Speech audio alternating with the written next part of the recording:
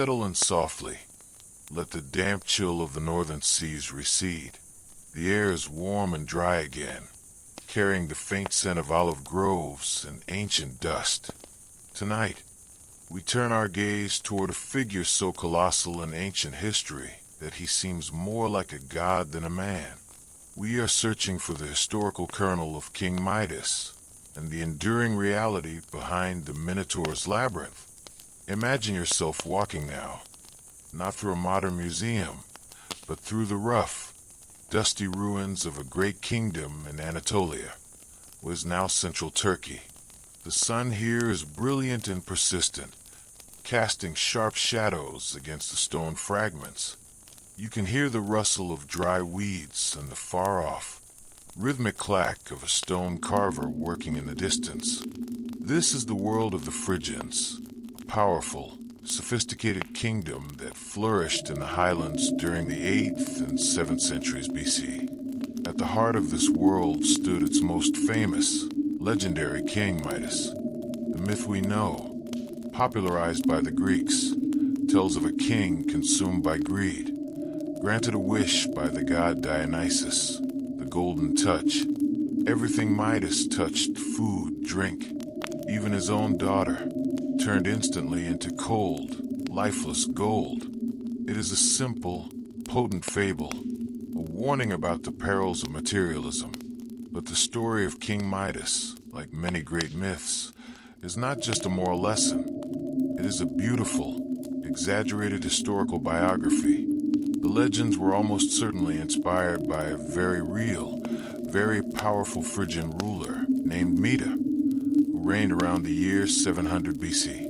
The historical Mita was known to the Assyrians, who kept meticulous records. They record Mita as a formidable military leader who ruled a prosperous and strategically important kingdom. His wealth was not magical, but geological.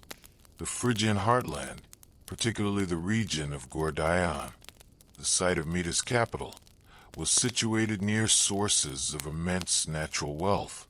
The surrounding river systems carried alluvial gold, gold that could be easily panned or sluiced from the riverbeds. Imagine the riverbank now. The water is clear and cool, and you see the patient, rhythmic movement of the gold panners, dipping their shallow wooden trays into the river, swirling the water and mud, and then the tiny, brilliant flecks of gold settling slowly on the bottom. This easily accessible wealth would have made Mita's kingdom exceptionally prosperous, giving rise to the quiet, persistent rumor among his neighbors. Everything that king touches seems to turn to gold. This geological reality was woven into the myth, amplified by the Greek imagination into the terrifying, instantaneous golden touch. The legend also reflects the Phrygians' incredible skill in metalworking and craftsmanship. Archaeological excavations at Gordion have uncovered a stunning array of bronze vessels, iron tools, and intricate golden artifacts. Their wealth was not just abundant, it was skillfully crafted. And then there's the historical end of Midas's reign. The Assyrian records suggest that Mita faced a powerful, frightening enemy from the north, the Sumerians, a nomadic, horse-riding people who swept down into Anatolia, bringing devastation. The historical Mita is recorded as meeting a possibly violent or decisive end around 700 BCE, coinciding with a massive fire and destruction layer found by archaeologists at the Gordion citadel. In 1957, a large, undisturbed burial mound, or tumulus, was excavated near the citadel. It contained the skeleton of a man in his 60s, placed in a beautifully preserved wooden tomb chamber. He was surrounded by a phenomenal collection of bronze vessels, including the remnants of a great feast. The sheer scale and magnificence of the burial, combined with the date, strongly suggest this was the tomb of the historical King Mita himself. As you look upon the quiet remains of the mound now, covered in grass and stillness, imagine the simple, beautiful truth. A real king, immensely wealthy due to the gold in his rivers, faced a real, terrifying invasion and died a real dramatic death. This is the true story behind the fable of the man who turned everything to gold, a story about wealth, power, and the quiet, inevitable intrusion of history. Let the image of the sun glinting off the gold dust in the river settle into your mind. The power of a myth that began with a geographical fact. Now we drift south across the Aegean Sea, back to the island of Crete, where we search for the reality behind a far darker, more visceral myth, the Minotaur and the legendary Labyrinth. Imagine standing on the slopes overlooking the great Palace of Knossos in Crete. The air here is warmer, smelling of Mediterranean herbs and sea salt carried on the breeze. This was the center of the Minoan civilization, the same gentle, artistic people whose power was ultimately broken by the Thera eruption we discussed in Part 1. But long before that disaster, their capital was a source of awe and terror for the early Greeks. The myth, as told by the Greeks, is simple and horrifying. King Midas of Crete kept a monstrous creature, the Minotaur, half-man, half-bull, imprisoned in a vast, inescapable labyrinth. To appease Midas, Athens had to send 7 youths and 7 maidens every year as tribute, to be fed to the beast. The hero Theseus finally arrived to kill the Minotaur and, using a thread provided by the Princess Ariadne, found his way out of the maze. For centuries, the labyrinth and the Minotaur were dismissed as purely symbolic, a reflection of the Mycenaean Greeks' historical fear and subjugation by the powerful Minoan Sea Empire. But in the early 20th century, the archaeologist Sir Arthur Evans began excavating the sprawling ruins of Knossos, and the physical reality of the myth began to take shape. Look around you now at the excavated palace. It is not a simple, organized building. It is an enormous, complex, multi-story structure covering several acres. Its design is startling. Hundreds of rooms, corridors, staircases, and chambers connected in a confusing, almost random array.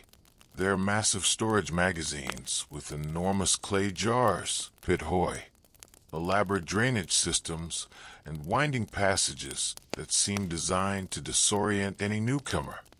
Evans, standing among these ruins, was struck by the sheer, deliberate complexity. He famously declared that the Palace of Knossos was the labyrinth. The Greek word labyrinthos likely didn't mean a maze, as we understand it, but rather the house of the double axe. The labyrinth, the double axe symbol, a religious icon, is found repeated endlessly throughout the Palace of Knossos. The enormous, confusing, double axe-adorned palace itself became the legendary labyrinth. And the Minotaur, the terrifying half-bull creature, the Minoans, unlike the Greeks, held the bull in immense religious and cultural importance. Frescoes at Knossos depict daring, athletic young men and women performing bull leaping, a dangerous, ritualistic sport where they would literally grab the horns of a charging bull and somersault over its back. This was not just entertainment. It was a central, sacred rite. Imagine the awe and horror of a Mycenaean Greek visitor, accustomed to simple temples and small palaces. They arrive at the monumental House of the Double Axe, a place of dizzying complexity.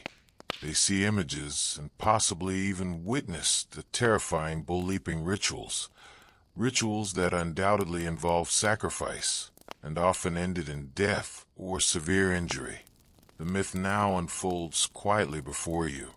The Greeks, fearing the powerful Cretans and misunderstanding their religious rites, simply demonized what they saw. The religious importance of the bull became the horrifying, flesh-eating monster. The complicated, disorienting palace became the inescapable prison. the sacrifice of Athenian youths to the terrifying ritual of the bull ring became the tribute fed to the Minotaur. The myth of the Minotaur is the story of cultural misinterpretation, the story of one civilization's terror of another's power and strange, frightening customs. It is a powerful reminder that sometimes the scariest monsters in our folklore are born not from fantasy, but from the simple, quiet dread of the other. Let the heat of the Cretan sun warm your skin. Listen to the distant, rhythmic sound of the unseen ocean. King Midas and the Minotaur are sleeping now, their stories settled into the earth, waiting only for the gentle hand of history to pull back the mythological veil. The stillness is deep and comforting now. We have traveled from the gilded rivers of Phrygia to the complex, sun-drenched halls of Knossos. The figures of the past, once towering and fantastical, now appear clear and human. King Midas, the man of earthly, alluvial wealth. The Minotaur, the religious symbol twisted by fear. Allow yourself to settle completely. Feel the weight of your entire body melting into the comfort beneath you. Your breathing is slow and even rhythmic, a gentle, quiet mechanism running smoothly in the stillness of the night. Recall the image of the great burial mound at Gordion, a vast, man-made hill covering the tomb of a powerful king. There is a profound finality, a deep, quiet restfulness in that image. All the gold, all the ambition, all the power ultimately leads to this quiet earth, and that is a truly comforting thought. Everything returns to the slow, patient rhythm of the planet. Let the confusion of the Knossos Labyrinth dissolve from your mind. The corridors are straight now. The passages are clear. There is no need for a thread. There is no monster. Only the peaceful, sun-warmed stone. You are entirely free from any maze or dilemma tonight. All paths lead to rest. Take a slow, deep breath. Hold the gentle calm for a moment, and then release all remaining tension. You are secure, protected by the centuries of history we have explored. The world outside is distant and quiet, its demands held at bay until the morning. The quiet truths we uncovered tonight, the gold dust that became the magic touch, the bull ritual that became the monster, they remind us that history is a dream of reality, a beautiful distortion of fact, and that those dreams are now yours to guide you gently into sleep. Drift now slowly, peacefully, away from the complexities of the day. The historian is sleepy, and so are you. Let go entirely, sinking deeper and deeper into the quiet sanctuary of rest. Good night. Sleep well. If you have made it this far into the narration, I applaud you for your patience and interest in the varied myths and legends from an era gone by. It is not often that anyone tunes into this broadcast. When they do, it is rare for me to find out that they did. I get on the radio twice a week, more to retain some connection with the human element in the world. If you did listen to me, do leave some sign that you did. If you feel that there are others that might turn in, those that might enjoy this sleepy narrator's ramblings, do point them in this direction, to this frequency. Remember, Tuesdays and Fridays. Save the frequency. Write it down, or whatever lets you know when a new broadcast is starting. Good night, friend from afar.